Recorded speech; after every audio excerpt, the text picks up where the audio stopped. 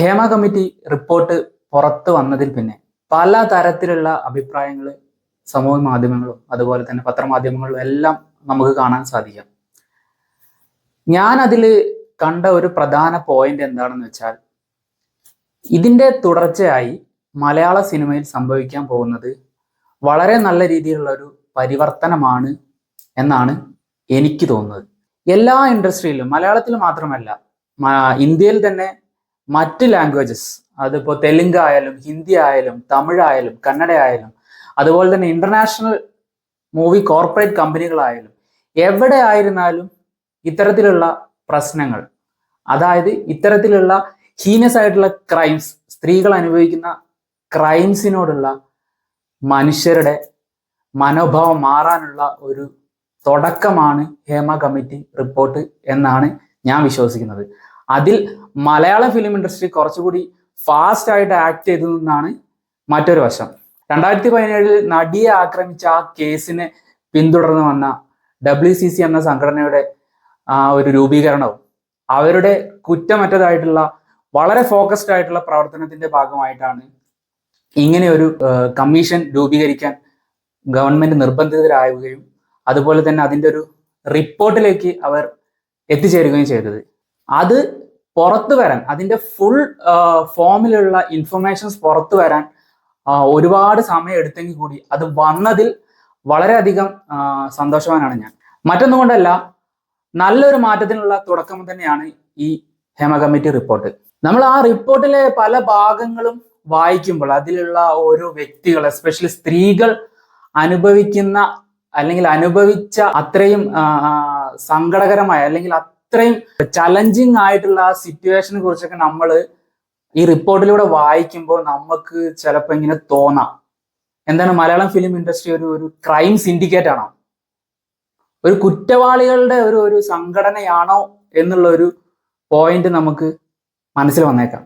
കാരണം ഈ കമ്മീഷന്റെ മുമ്പാകെ അവരുടെ പ്രശ്നങ്ങൾ അവതരിപ്പിക്കാൻ, അല്ലെങ്കിൽ കമ്മീഷൻ ഇന്റർവ്യൂ ചെയ്ത സിനിമയിൽ പ്രവർത്തിക്കുന്ന സ്ത്രീകൾ, അവർ മുന്നോട്ട് വെച്ച അവരുടെ ബുദ്ധിമുട്ടുകൾ, അവര് ഇതുവരെ കടന്നു വന്ന വഴിയിൽ അവർ അനുഭവിക്കേണ്ടി വന്ന ബുദ്ധിമുട്ടുകൾ എന്തൊക്കെയാ എന്നുള്ള കാര്യങ്ങളെല്ലാം അറിയുമ്പോൾ ഉണ്ടാവുന്ന ആ ഒരു ഷോക്ക് വളരെ വലുതാണ്.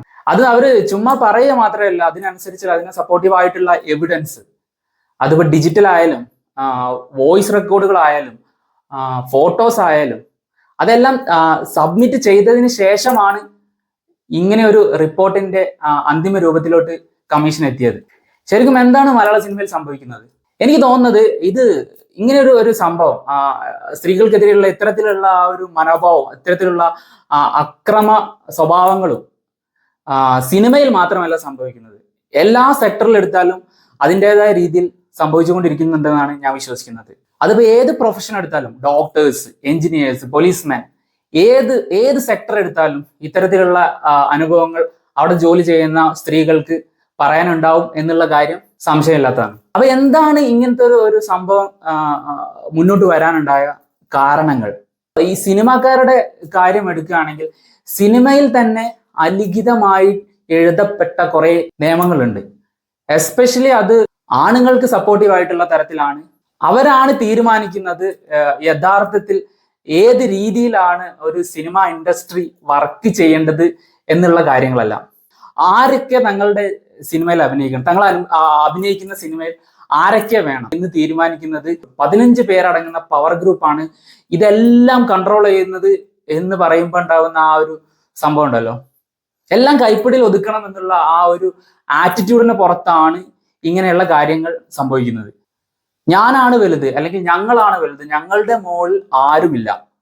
നിയമമായാലും സിസ്റ്റം ആയാലും വേറെ ഏത് ഗവൺമെന്റിന്റെ ഏത് തരത്തിലുള്ള സപ്പോർട്ടീവ് മെഷേഴ്സ് ആയാലും ഒന്നും ഞങ്ങൾക്കൊരു വിഷയമല്ല എന്നുള്ള ഒരു തരത്തിലോട്ടുള്ള ഒരു മാനസികാവസ്ഥയിലോട്ട് ഇത്തരത്തിലുള്ള ആളുകൾ എത്തുന്നു എന്നാണ് എനിക്ക് തോന്നുന്നത്. പക്ഷെ അങ്ങനെയല്ല. എസ്പെഷ്യലി ഈ സിനിമയുടെ കാര്യമൊക്കെ എടുക്കുമ്പോൾ ഇവർ മനസ്സിലാക്കേണ്ട, ഈ താരങ്ങൾ മനസ്സിലാക്കേണ്ട ഒരു പ്രധാനപ്പെട്ട കാര്യം എന്താണെന്ന് എനിക്ക് തോന്നിയത് എന്താണെന്ന് വെച്ചാൽ, ജനങ്ങളാണ് അവരുടെ USP.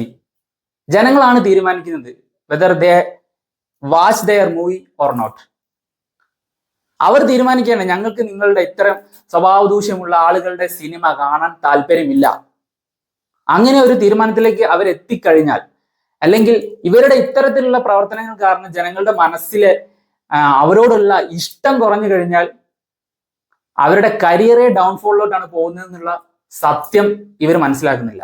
ഇതിൽ സിനിമയുടെ മാത്രമല്ല, ഒരു മാനുഷികമായിട്ടുള്ള യാതൊരു തലത്തിലുള്ള ഫീലിങ്സോ അല്ലെങ്കിൽ കൺസിഡറേഷനോ ഇല്ലാത്ത തരത്തിലുള്ള പെരുമാറ്റങ്ങളാണ് കുറെ ആളുകളുടെ ഭാഗത്തു നിന്ന് ഉണ്ടായത് എന്നുള്ളത് ഈ റിപ്പോർട്ടിലെ ചില സെക്ഷൻസ് വായിച്ചു കഴിഞ്ഞാൽ മനസ്സിലാവും. റിപ്പോർട്ട് പുറത്തു വന്നതിന് തുടരെ അതിനെ ഫോളോ ചെയ്തുകൊണ്ട് കുറെ അധികം നടിമാർ അവർക്ക് മുൻകാലങ്ങളിലുണ്ടായ അനുഭവങ്ങൾ സോഷ്യൽ മീഡിയ വഴിയും അതുപോലെ തന്നെ ന്യൂസ് ചാനൽ വഴിയും തുറന്നു പറയാൻ മുന്നോട്ട് വന്നിട്ടുണ്ട്. അത് തന്നെ ഈ ഹേമ കമ്മീഷൻ എന്നുള്ള ഈ ഉദ്യമത്തിന്റെ വിജയമായിട്ട് നമ്മൾ കണക്കാക്കേണ്ടി വരും. കാരണം ചില ആളുകൾ പറയും, എന്തുകൊണ്ട് ഇവരിത് നേരത്തെ പറഞ്ഞില്ല, ഇവർക്ക് ഇങ്ങനെ ഒരു സെക്ഷൽ അബ്യൂസ് അല്ലെങ്കിൽ അസോൾട്ട് ഉണ്ട് അല്ലെങ്കിൽ ഒരു മാനസിക പീഡനം ഉണ്ടായ സമയത്ത് ഇവർ മുന്നോട്ട് വരാൻ ഇത്രയധികം താമസിച്ചത് എന്തേ എന്നുള്ളൊരു ചോദ്യം ചില ആളുകൾ ഉന്നയിക്കാറുണ്ട്. അതിനെക്കുറിച്ച് ഇങ്ങനെയുള്ള ഒരു സിറ്റുവേഷനെ കുറിച്ച് യാതൊരു ഐഡിയ ഇല്ലാത്ത ആളുകളാണ് അത്തരത്തിൽ ചിന്തിക്കുന്നത്. ഇങ്ങനെ ഒരു സാഹചര്യത്തിലൂടെ കടന്നു പോകുന്ന വ്യക്തി അയാൾ അനുഭവിക്കേണ്ടി വരുന്ന ആ മാനസിക സംഘർഷങ്ങൾ അല്ലെങ്കിൽ അയാൾ അനുഭവിച്ച ആ അനുഭവങ്ങളുടെ ബാക്കി പത്രമായി അവർ മുന്നോട്ടുള്ള ജീവിതത്തിൽ അനുഭവിക്കേണ്ടി വരുന്ന മറ്റു കാര്യങ്ങൾ, അതിനെക്കുറിച്ചൊന്നും യാതൊരുവിധ ചിന്തയോ അല്ലെങ്കിൽ ഐഡിയയോ ഒരു കൺസിഡറേഷൻ പോലും ഇല്ലാത്ത ആളുകളാണ് അത്തരത്തിലുള്ള കമന്റുകൾ രേഖപ്പെടുത്തുന്നതെന്നാണ് എനിക്ക് തോന്നുന്നത്. ഇത്തരത്തിലുള്ള പ്രവർത്തനങ്ങളിൽ ഏർപ്പെട്ടിരിക്കുന്ന ആളുകളുടെ അതേ മാനസികാവസ്ഥയാണ് ഇങ്ങനെയുള്ള കമന്റുകൾ എഴുതുന്ന ആളുകൾക്കും എന്നുള്ളതാണ് എനിക്ക് തോന്നുന്ന ഒരു കാര്യം. വേറെ ആളുടെ ജീവിതത്തിൽ ഒരു സങ്കടകരമായ കാര്യം ഉണ്ടാകുമ്പോൾ നമുക്ക് ഈസി ആയിട്ട് ജഡ്ജ് ചെയ്യാം. അതിനെ ഇങ്ങനെ സംഭവിച്ചു, അയാൾക്ക് അങ്ങനെ ചെയ്യാമായിരുന്നു, ഇങ്ങനെ ചെയ്യാമായിരുന്നു എന്നൊക്കെ പറയാം. പക്ഷെ യഥാർത്ഥത്തിൽ ആ ഒരു അവസ്ഥയിലൂടെ നമ്മൾ കടന്നു പോകുമ്പോൾ മാത്രമേ അതിന്റെ ഇന്റൻസിറ്റി എത്രത്തോളമാണ് അല്ലെങ്കിൽ അത് എങ്ങനെയാണ് നമ്മളെ എഫക്റ്റ് ചെയ്യുന്നത് എന്നുള്ള കാര്യം നമുക്ക് മനസ്സിലാകുകയുള്ളൂ. അപ്പൊ ഇങ്ങനെയുള്ള സിറ്റുവേഷനിൽ ഇത്തരത്തിൽ അവരുടെ പ്രശ്നങ്ങൾ അല്ലെങ്കിൽ അവർ മുന്നേ അനുഭവിച്ച കാര്യങ്ങൾ പറയാൻ മുന്നോട്ട് വരുന്ന വ്യക്തികളെ ഷെയിം ചെയ്യാണ്ടിരിക്കുക, സ്ലട്ട് ഷെയിം ചെയ്യാണ്ടിരിക്കുക, അവരെ അപമാനിക്കാണ്ടിരിക്കുക, അവരോട് കുറച്ച് എമ്പതിയോട് കൂടി പെരുമാറി അവർക്ക് പറയാനുള്ള കാര്യങ്ങൾ കേൾക്കുക, ആ പറയുന്ന കാര്യത്തിൽ എന്തെങ്കിലും സത്യമുണ്ടോ എന്ന് അനലൈസ് ചെയ്യുക എന്നതിന് ശേഷം മാത്രം ഇത്തരത്തിലുള്ള കമന്റുകളിലോട്ടൊക്കെ പോവാൻ പാടുള്ളൂ എന്നാണ് എനിക്ക് തോന്നുന്ന വേറൊരു ഫാക്ട്. ഈ കമ്മീഷന്റെ മുമ്പാകെ പ്രസന്റ് ചെയ്യപ്പെട്ട അല്ലെങ്കിൽ കമ്മീഷന് മുമ്പാകെ ചെന്നിരുന്ന് അവരുടെ പ്രശ്നങ്ങൾ സംസാരിച്ച ഈ നടിമാർ അവർ പറഞ്ഞ കാര്യങ്ങൾ എത്രത്തോളം വസ്തുതയുണ്ട് അല്ലെങ്കിൽ അവർ പറഞ്ഞ കാര്യങ്ങൾ സത്യസന്ധമായിട്ടുള്ള കാര്യങ്ങളാണോ എന്ന് കഴിഞ്ഞ ഒരു 5-6 ദിവസത്തെ ആ ന്യൂസ് ക്ലിപ്പിംഗ്സും ഇതിനോടനുബന്ധിയായി വരുന്ന വാർത്തകളും ചിത്രങ്ങളും അതുപോലെ തന്നെ ഒപ്പീനിയൻസും എല്ലാം ശ്രദ്ധിച്ചു കഴിഞ്ഞാൽ നമുക്ക് മനസ്സിലാവും. ഇതിനു മുമ്പ് വരെ എങ്ങനെയായിരുന്നു ഇത്തരത്തിൽ ആരോപണ വിധേയരായിട്ടുള്ള ആളുകളുടെ ആ ബോഡി ലാംഗ്വേജ്, അവരുടെ ആ ഒരു മീഡിയ അല്ലെങ്കിൽ പത്രക്കാരെ ഫേസ് ചെയ്യുന്ന സമയത്ത് അവരുടെ മുഖഭാവങ്ങൾ എന്തായിരുന്നു, ആ ചലനങ്ങൾ എന്തായിരുന്നു എന്നുള്ള കാര്യങ്ങളൊക്കെ സൂക്ഷ്മമായി നിരീക്ഷിച്ചു കഴിഞ്ഞാൽ നമുക്ക് മനസ്സിലാവും ഇതിൽ എന്തെങ്കിലും ഒരു സത്യം ഉണ്ടാവാൻ സാധ്യത ഉണ്ടോ ഇല്ലയോ എന്ന്. എനിക്ക് തോന്നുന്നത് ഈ കമ്മീഷന്റെ തുടർച്ചയായി ഇത്തരത്തിലുള്ള വെളിപ്പെടുത്തലുകൾ നടത്തേണ്ടത് സിനിമാ മേഖലയിൽ മാത്രമുള്ള സ്ത്രീകളല്ല എന്നുള്ളത്. സ്ത്രീകൾ മാത്രമല്ല, ഇത്തരത്തിൽ ഏത് തരത്തിലുള്ള ഹീനസായിട്ടുള്ള ക്രൈമിനും ഇരയായിട്ടുള്ള എല്ലാ ആളുകളും ഏത് സെക്ടറിലായാലും, നിങ്ങളിപ്പോ പഠിച്ച ഒരു ഇൻസ്റ്റിറ്റ്യൂട്ടിൽ നിന്നായിക്കോട്ടെ അല്ലെങ്കിൽ നിങ്ങൾ ജോലി ചെയ്യുന്ന വേറെ ഏതെങ്കിലും അന്തരീക്ഷത്തിലായിക്കോട്ടെ, എവിടെ നിന്നാണെങ്കിലും നിങ്ങൾ ഇത്തരത്തിലുള്ള ഒരു ദുരനുഭവത്തിലൂടെ കടന്നു പോയിട്ടുള്ള ഒരാളാണ് എന്നുണ്ടെങ്കിൽ നിങ്ങളും ഇതുപോലെ മുന്നോട്ട് വന്ന് അത് സമൂഹത്തിന് അറിയിക്കാം.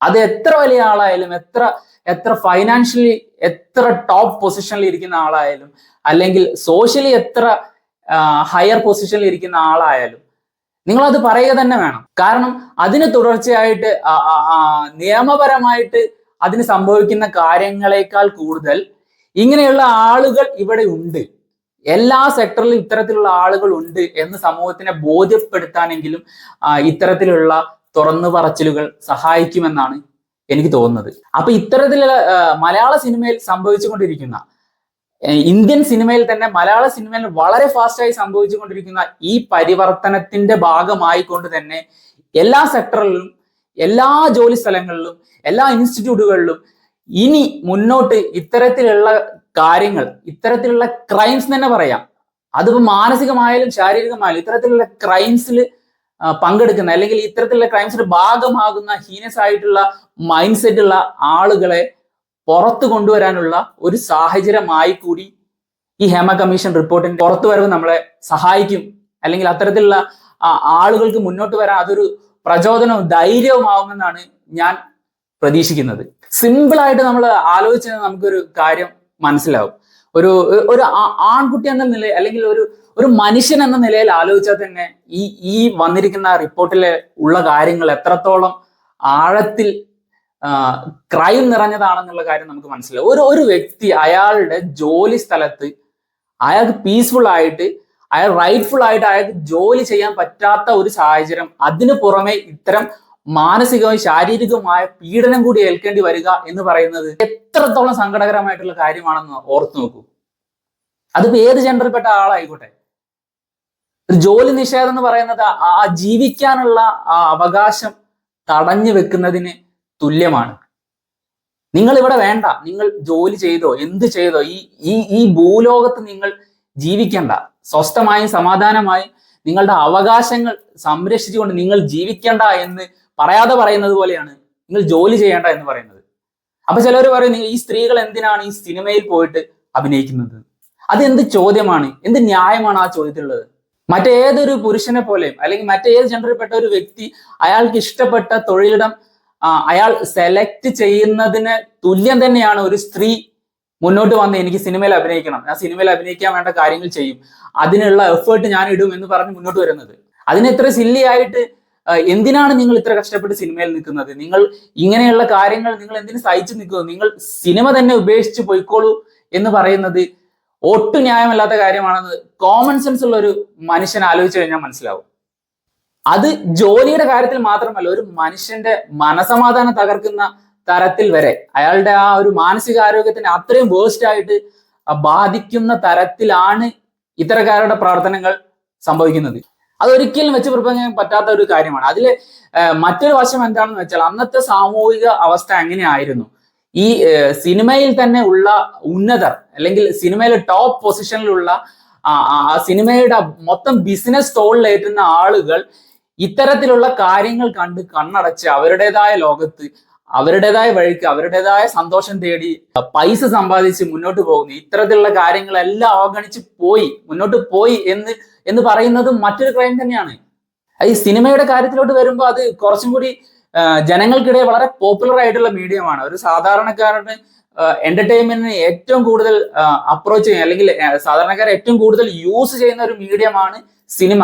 സിനിമ കാണുക മാത്രമല്ല, സിനിമയോട് അസോസിയേറ്റ് ചെയ്തു വരുന്ന കാര്യങ്ങൾ കൂടി പഠിക്കാനും അത് മനസ്സിലാക്കാനും ഒരു വിഭാഗം ഒരു മെജോറിറ്റി പോപ്പുലേഷൻ ഓഫ് കേരള അല്ലെങ്കിൽ ഇന്ത്യ അങ്ങനെ ചെയ്യുന്നുണ്ട്. അവരത് ഫോളോ ചെയ്യുന്നുണ്ട്. അപ്പൊ ഇത്തരത്തിലുള്ള കാര്യങ്ങൾ പ്രത്യേകിച്ച് സിനിമാ മേഖലയിൽ നിന്നാവുമ്പോൾ അവർ കൂടുതൽ ശ്രദ്ധ ചെലുത്തുന്നുള്ള കാര്യത്തിൽ യാതൊരു സംശയവുമില്ല. അപ്പൊ ഇനിയെങ്കിലും എനിക്ക് തോന്നുന്നത് എന്താണെന്ന് വെച്ചാൽ, നമ്മുടെ സൂപ്പർ സ്റ്റാർസോ ഏത് പൊസിഷനിലുള്ള ഏത് ലേബലിൽ അറിയപ്പെടുന്ന നായക നടന്മാരോ അല്ലെങ്കിൽ ആ ഒരു കമ്മ്യൂണിറ്റിയിൽ അത്രയും ഉയർന്ന പൊസിഷനിൽ ഇരിക്കുന്ന അവരുടെ അസോസിയേഷനിൽ അത്രയും ഉയർന്ന പൊസിഷനിൽ ഇരിക്കുന്ന ആളുകൾ ഉത്തരവാദിത്വത്തോടു കൂടി പെരുമാറണമെന്നും ഇത്തരം കാര്യങ്ങളെ യാതൊരു വിധത്തിലും വെച്ചു പൊറിപ്പിക്കാൻ പാടില്ല എന്നുമാണ് എനിക്ക് തോന്നുന്നത്. വേറൊരു ഫാക്ടർ എന്താ വെച്ചാൽ, നമ്മുടെ നടി പാർവതി തിരുവോത്ത് പറയുകയുണ്ടായി, എത്ര എഫേർട്ട് ഇട്ടാലും എത്ര വർക്ക് ചെയ്താലും ഒരു ജെൻഡർ ബയസ്ഡ് ആയിട്ടുള്ള ഒരു സാലറി സ്കെയിൽ തന്നെയാണ് ഇപ്പോഴും നമ്മുടെ നടിമാർ ജോലി ചെയ്തുകൊണ്ടിരിക്കുന്നതെന്ന്. അതിന് താഴെയുള്ള കമന്റ്സുകൾ വായിക്കുമ്പോഴാണ് അതിനേക്കാൾ കോമഡി. അവർ കമ്പയർ ചെയ്യുന്നത്, എന്നാൽ പിന്നെ പാർവതി തിരുവോത്തിന് നയൻതാരയ്ക്ക് കിട്ടുന്ന അതേ സാലറി കിട്ടുമോ, അല്ലെങ്കിൽ ജൂനിയർ ആർട്ടിസ്റ്റിന് പാർവതിക്ക് കൊടുക്കുന്ന അതേ സാലറി കൊടുക്കാൻ പറ്റുമോ? ആക്ച്വലി ഇവർ യഥാർത്ഥത്തിൽ ഇതിന്റെ കോർ പ്രശ്നം അഡ്രസ്സ് ചെയ്യാണ്ട് ഒരു സ്ത്രീ ഇത് പറഞ്ഞു അല്ലെങ്കിൽ ഒരു നടി ഇത് പറഞ്ഞു മുന്നോട്ട് വന്നു, അവരെ മൊത്തത്തിൽ താറടിച്ച് കാണിച്ചേക്കാം. അവർ പറയുന്ന ലോജിക്കൽ ആയിട്ടുള്ള റീസണബിൾ ആയിട്ടുള്ള കാര്യങ്ങൾ ഒറ്റ വാക്കിൽ എന്തെങ്കിലും പറഞ്ഞ് നെഗറ്റീവ് പറഞ്ഞ് താഴ്ത്തി കെട്ടിയേക്കാം എന്നുള്ള രീതിയിലുള്ള കമന്റ് ആയിട്ടാണ് എനിക്ക് അതിന് അനുഭവപ്പെട്ടത്. കാരണം അവർ പറയുന്നതിലെ പോയിന്റ് എന്താണെന്ന് വെച്ചാൽ, ഇത്ര കാലമായിട്ടും സൂപ്പർ താരങ്ങൾ വളരെ ഗ്രോസ് ആയിട്ടുള്ള ഒരു ഹൈക്ക് അവരുടെ സാലറിയിൽ കൊണ്ടുവരും.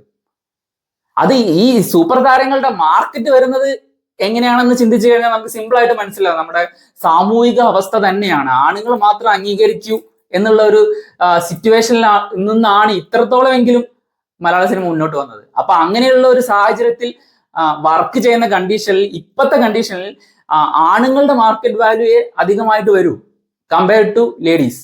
പക്ഷെ അത് കുറച്ചുകൂടി കമ്പയറബിൾ ആയിട്ടുള്ള രീതിയിലുള്ള ഹൈക്ക് ഈ ലേഡി സ്റ്റാർസിന്റെ അല്ലെങ്കിൽ ഫീമെയിൽ ആർട്ടിസ്റ്റുകളുടെ സാലറിയിലും വരണം എന്നുണ്ടെങ്കിൽ ആളുകളുടെ മൈൻഡ് സെറ്റ് മാറണം. നല്ല ടാലന്റ് ഉള്ള, കഴിവുള്ള, മുന്നോട്ട് വരുന്ന, പ്രൂവ് ചെയ്ത നടിമാരെ അല്ലെങ്കിൽ വേറെ ആർട്ടിസ്റ്റുകളെ കൂടി നമ്മൾ അംഗീകരിക്കാനുള്ള ഒരു മനസ്സ് കൂടി കാണിക്കണം. എന്നാലേ ഈ പറയുന്ന സോ കോൾഡ് ഹൈക്കും ഇൻകമ്പയറബിൾ അല്ലാത്ത രീതിയിലുള്ള സാലറി ഡിസ്പാരിറ്റിയും മാറുകയുള്ളൂ. അപ്പൊ എന്തായാലും ഇതൊരു നല്ല പരിവർത്തനത്തിനുള്ള കാരണം തന്നെ ആയി മാറട്ടെ എന്ന് പ്രത്യാശിക്കുകയാണ് എനിക്ക് ഇപ്പോൾ ചെയ്യാനുള്ളത്.